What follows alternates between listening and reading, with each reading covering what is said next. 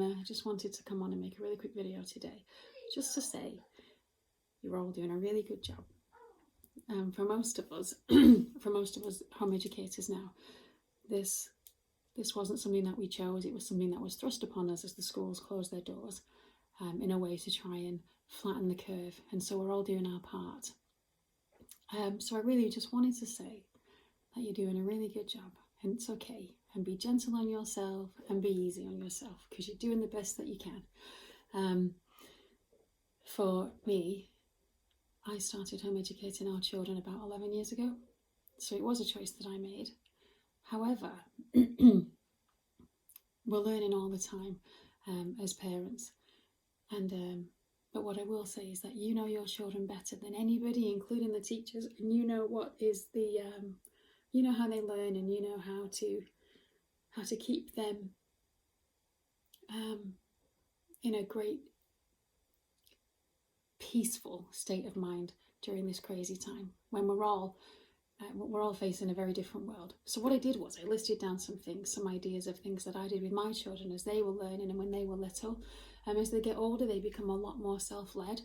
So if you're home educating now older children, they've probably got lessons on Zoom or whatever the platform they're using, but they will usually be motivated enough to get up and get that done themselves, particularly as you head towards GCSE ages. I know that was true for mine. Anyway, these are some ideas that I had for when mine were little. Make everything a shop. You could go label everything in your kitchen with price tags, and then you can give them a certain amount of money. Obviously not realistic prices, maybe 3p for a tin of tomatoes, a tin of 4p for a tin of sweet corn, and then if you give them all 30p. But this will be a great way to root down the side of your sofa and find those odd pennies, or down the car seat. I know there's always, for some strange reason, there's always loose pennies in my car door, or change. There's a little place where I keep change for the car park. And that's a great way for them to teach, to learn small addition sums as well. You can use subtraction sums. If we put back that 4p packet of crackers, and if we get a pack of sausages is 15p. So how much would that whole meal cost you? You can take it as far as you wanted to, and as well, you could even have them cook and prepare the food, again, depending on their age. Another thing we used to do was take empty cereal boxes. I would go through so many cereal boxes and just chop them all up and write on the back of them. But the floor is lava. We'd go all the way across the living room, and I'd cut out cereal boxes into, squares, tile sized, and the numbers across as they were learning. Again, you personalize this for the age of your child. So you would have I'd have one going across, and he had to step on all the even numbers or the odd numbers, or add them up as he went along. So he'd 1 plus 1 plus 3 plus 1 plus 2 plus whatever it was to get across the floor, and then he could find the total. For one of my older, children, a little bit older than that, they would have had to step on all the factors of 20 or the factors of 50. And I could make bigger number tiles for, again, as they got older, you could then multiply the numbers they were stepping on. 2 multiplied by 4 multiplied by 3 to get across the other side of the room. And again, division, you can divide those numbers as they're ready to it. But if they're having fun, you're succeeding, and if they're not, it's maybe time to pick another activity. That was my experience anyway. As long as it was fun, then they were learning. Again, for your young readers, the floor is lava is a great way. You can place letters across and step on all the letters in the word cat, or spell out the word boy, spell out your name. Obviously, you have to make sure that you've placed those tiles with those letters in it. Step on all the vowels. Step on the consonants. Step on letters in the word. I don't know. Banana. Step on letters in the word mummy. Whatever it is, and you know what level your child's at, and it's a great way to have fun as well. What we would also do is I would place. I'd chop up pieces of paper and just write letters on them of a word. Let's say the word was kite if they were learning E at the end of a word, or bike, or like any of those words. And then what they'd have to do is just simply rearrange them on the step, and then they could move to the next step, and then they'd rearrange the words for the next letter. And again, we do the same with sums and equations. Complete the addition, sum, and then the number for that one could lead on to the next sum. It depends on what level your child's at, but everything is learning, and they are learning, and they will retain it more. In my personal experience, they'll retain it more if they are having fun and if they're enjoying it. And it's got to be enjoyable for us as well as parents. We're all locked in, we're all in the same boat. It is a crazy time for all of us. And we just want to have peace, don't we? We want to make this as less a stressful experience as we possibly can for all of us, for our children.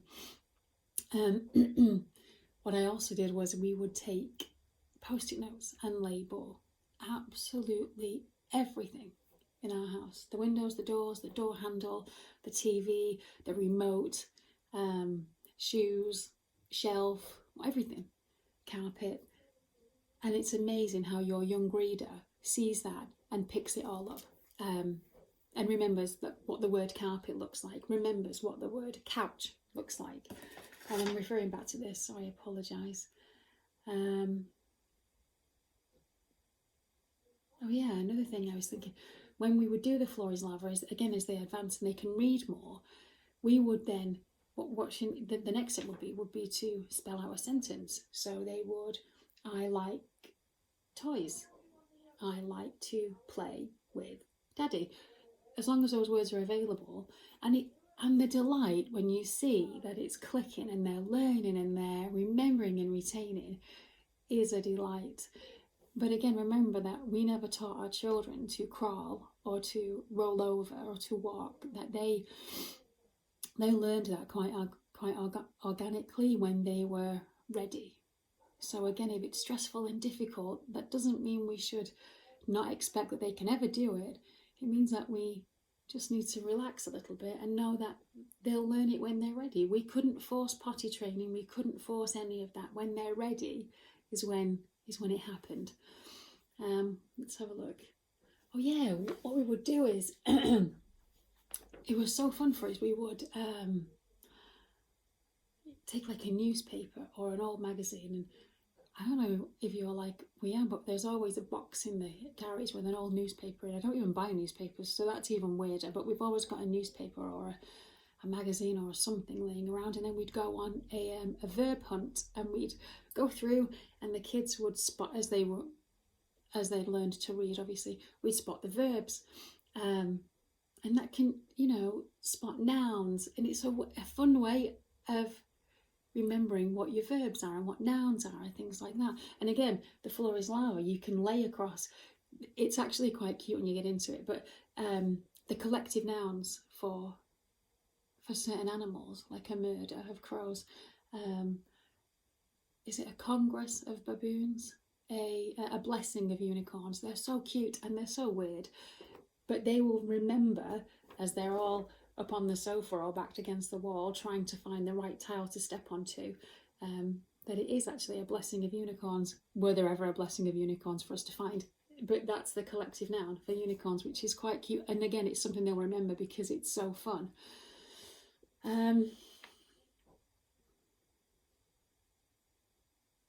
Right, I can't actually read my writing. I wrote this all down and now I can't even remember it. But another thing that we did enjoy doing during lockdown at the first start of week 1 was we'd watch a film, and we'd watch a film together.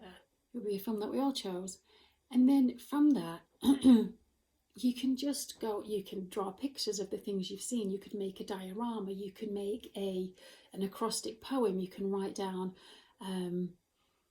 your feelings and a movie report, a review. You could write down your favourite character.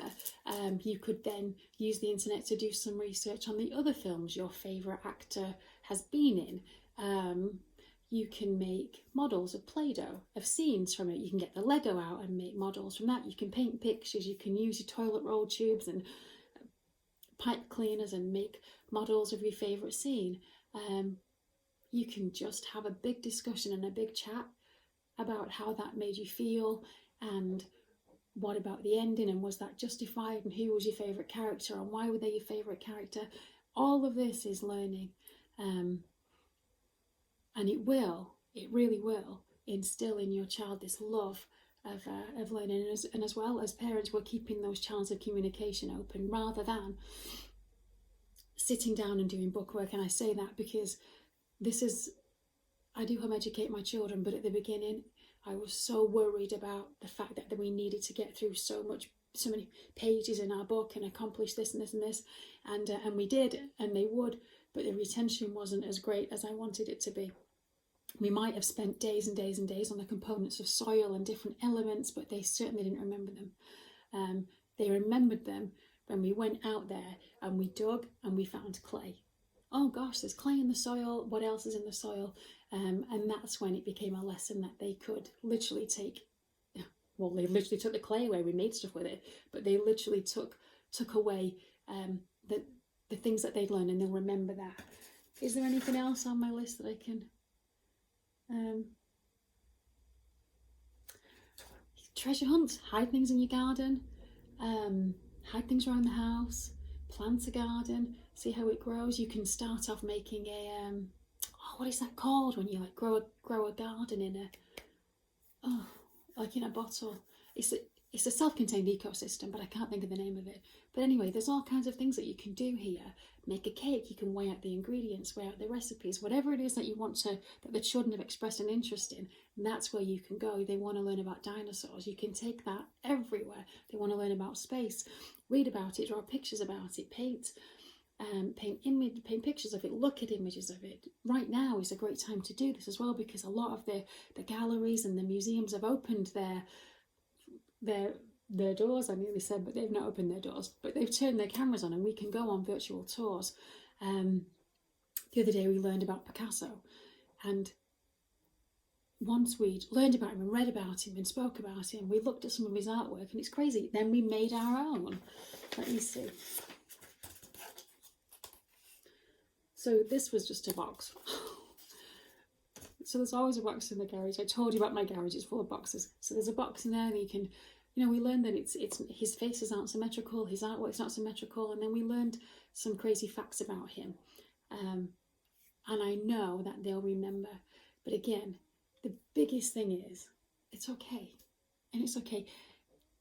It's actually okay to just close those books, to turn off the movie, to do whatever it is, and just relax and just be together. That's okay, because whatever it is that you wanted them to learn, whatever it is you wanted to teach them, it'll still be there to learn tomorrow, and it's okay. It's more important that we're all as happy as we can be, and that we all have as much peace in our homes and in our lives as we possibly can.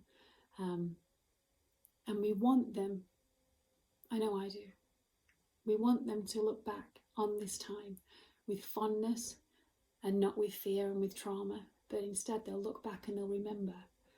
Do you remember when we baked a rainbow cake and we learned that red and yellow makes orange, and we did an orange layer in our cake? Or do you remember when we that sunflower, we planted that during that crazy time when school was shut? So we want to make it as positive for them, but equally as positive for us, because we're finding our way as well. Thanks.